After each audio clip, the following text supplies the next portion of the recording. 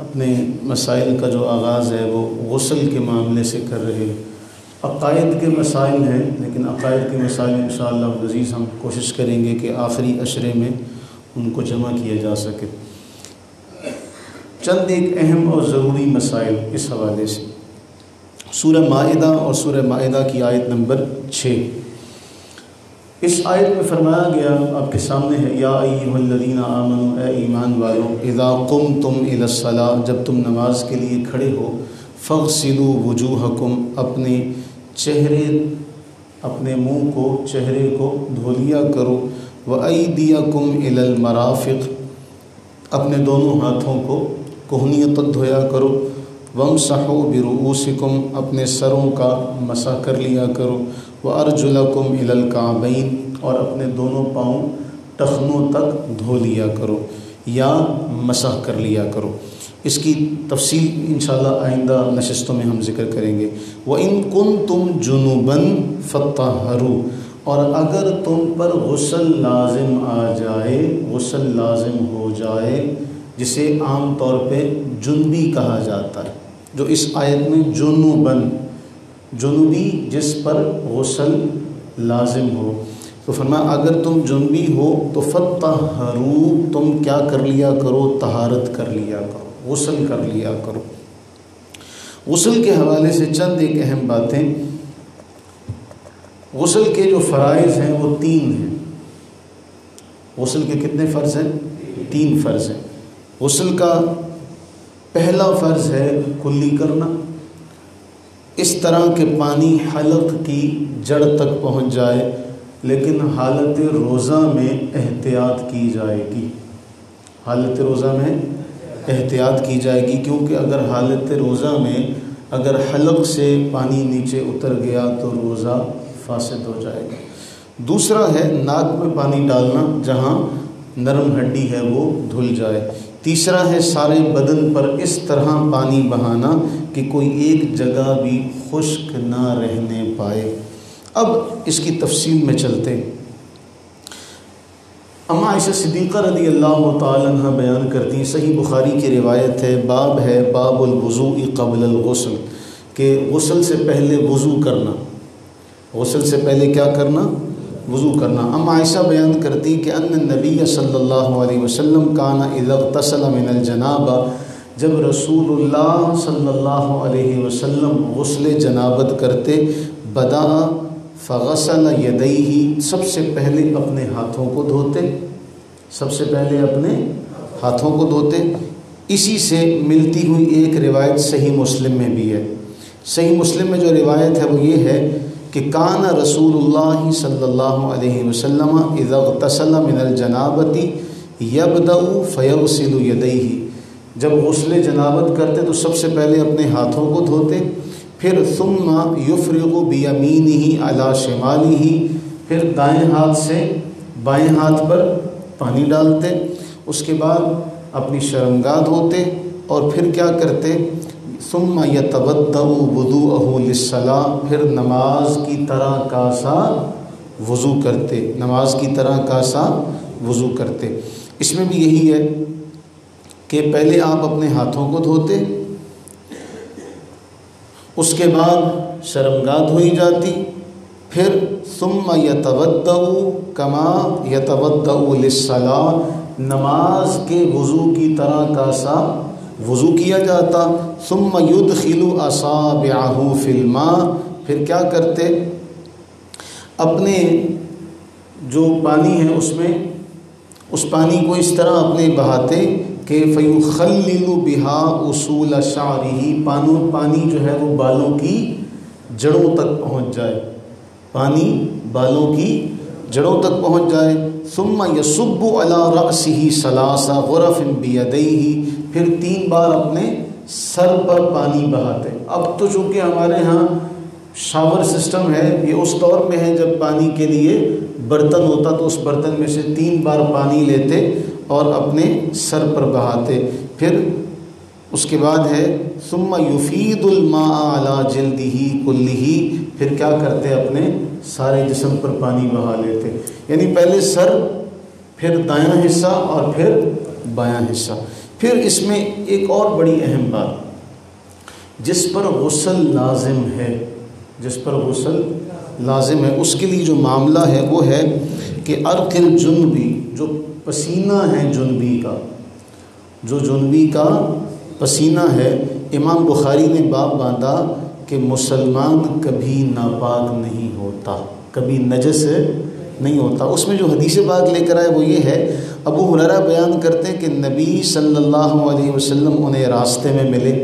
لقیہ فی بعض طریق المدینہ وہو جنوب۔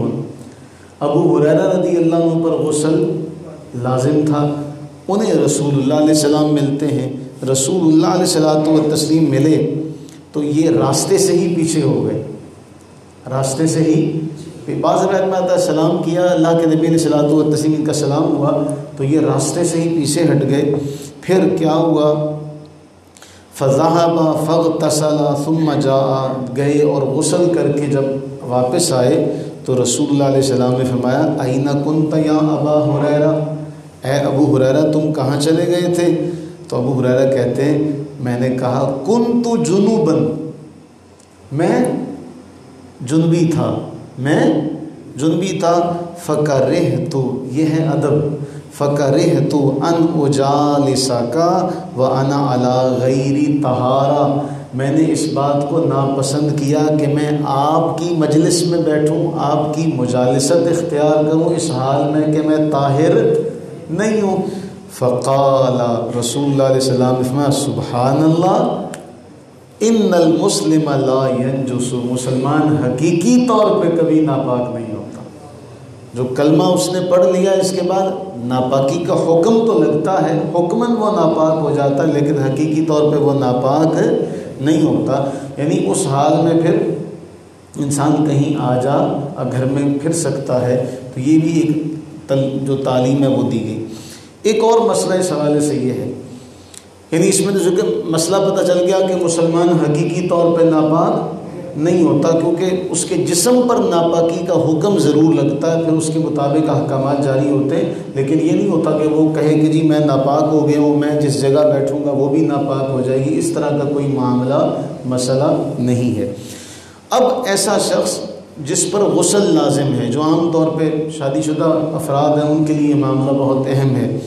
کہ حضرت عمر بن خطاب رضی اللہ تعالیٰ عنہ بیان کرتے ہیں کہ سأل رسول اللہ صلی اللہ علیہ وسلم ایرقد احدنا وهو جنوب، میں سوال کیا رسول اللہ علیہ السلام سے کیا ہم حالت جنوب میں، اس حالت میں ہم سو سکتے ہیں جبکہ ہم نے غسل نہ کیا ہو؟ تو فرمایا نعم اذا توضأ احدکم فلیرقد وهو جنوب، اگر تم میں سے کوئی شخص بھی وضو کر لے، تم میں سے کوئی شخص بھی وضو کر لے اور حالت جنوب میں ہو تو پھر وہ سو سکتا ہے، پھر وہ سو سکتا ہے۔ یعنی اس سے جواز نکلتا ہے کہ فوری طور پر غسل لازم کرنا ضروری نہیں ہے، غسل تو اس پر لازم ہے لیکن یہ حکم نہیں ہے کہ جی فوری کرے، وہ اس حال میں وضو کر کے سو سکتا ہے، جب فجر کی نماز کا وقت آئے گا تو اس کے لیے اس وقت نہانا پھر ضروری ہو جائے گا، کیونکہ نماز کا وقت ایسی حالت میں گزارنا درست نہیں ہے۔ حضرت علی رضی اللہ تعالیٰ عنہ، سنن ابو داؤد کی یہ روایت ہے، اس کی سند پر اعتراض ہے، تھوڑا سا روایت کمزور ہے، لیکن فرمایا من ترک موضع شعرۃ من جنابہ لم یغسلها فعل بها کذا و کذا من النار۔ آپ کے اس فرمان کا مقصد یہ ہے کہ ہر بال کے نیچے نجاست ہے، ہر بال کے نیچے نجاست ہے، اور جس نے بال برابر بھی جگہ جان بوجھ کر غسل میں چھوڑ دی، وہ جگہ نہ دھوئی تو وہاں پھر آگ کا عذاب ہوگا۔ اسی لیے حضرت علی رضی اللہ تعالیٰ عنہ، مولا علی فرماتے ہیں ثم عادیت رأسی، میں اپنے سر کے بالوں کا دشمن ہو گیا، 3 بار آپ نے فرمایا، کیونکہ کہا نا یجز الشعر، آپ اپنے سر کے بال رہنے نہیں دیتے تھے، کیونکہ جب بال ہوں گے، چونکہ پہلے فرما دیا کہ ہر بال کے نیچے نجاست ہے، کوئی بال برابر بھی جگہ خشک نہ رہنے پائے تو کہنے لگے کہ میں اپنے بالوں کا دشمن ہو گیا کہ میں بال رہنے نہیں دیتا سر پہ، کہ ہر بال جو ہے اس کے نیچے نجاست کا حکم ہے، اس لیے جب بال ہی نہ ہوں گے تو پھر کم از کم یہ تو ہوگا نا کہ اچھی جگہ اچھی طرح سے وہ دھوئے جا چکے۔ اب اگلا مسئلہ ہے، اگر کوئی شخص غسل کر چکا ہے، غسل کرنے کے بعد اس پر وضو کرنا ضروری ہے کہ نہیں؟ امام ترمذی نے باب باندھا، باب فی الوضوء بعد الغسل۔ اس میں حدیث لے کے آئے، اما عائشہ رضی اللہ عنہ بیان کرتی ہیں ان النبی صلی اللہ علیہ وسلم کان لا یتودع بعد الغسل، غسل اگر صحیح طرح سے کیا جائے، جو ہم نے بھی پڑھا، پہلا کیا ہے جو طریقہ کار ہے کہ اپنی شرمگاہ اچھی طرح سے دھو لی جائے، اس کے اوپر کوئی نجاست وغیرہ لگی ہے تو اس کو دور کر لیا جائے، اس کے بعد نماز کی طرح کا سا وضو کیا جائے، اس کے بعد پھر کیا کیا جائے، سر پہ پانی ڈالا جائے، پھر دائیں پھر بائیں، اب اس کے بعد دوبارہ وضو کی ضرورت اور حاجت باقی نہیں رہتی۔ اما عائشہ بیان کرتی ہیں کہ نبی صلی اللہ علیہ وسلم لا یتودع بعد الغسل، غسل کے بعد آپ وضو نہیں فرماتے تھے۔ ھذا حدیث حسن صحیح وھذا قول غیر واحد من اصحاب النبی صلی اللہ علیہ وسلم والتابعین اللہ یتودع بعد الغسل۔ امام ترمذی بیان کرتے ہیں کہ صحابہ اور تابعین اہل علم کا یہی قول ہے کہ غسل کے بعد وضو کرنے کی حاجت باقی نہیں رہتی۔